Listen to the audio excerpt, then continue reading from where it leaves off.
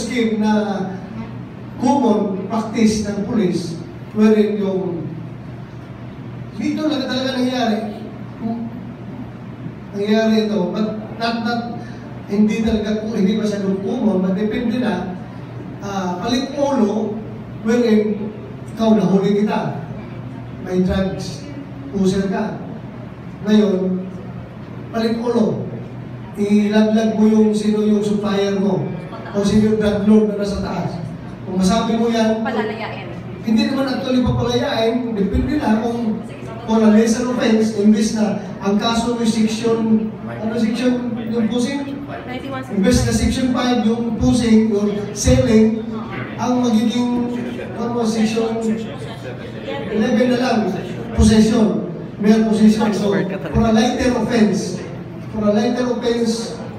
sige, pwede na itong lighter offense ang ikakaso ko sa'yo, basta sabihin mo sa akin kung sino yung source mo. Pero hindi so, siya yan ang balik ulo.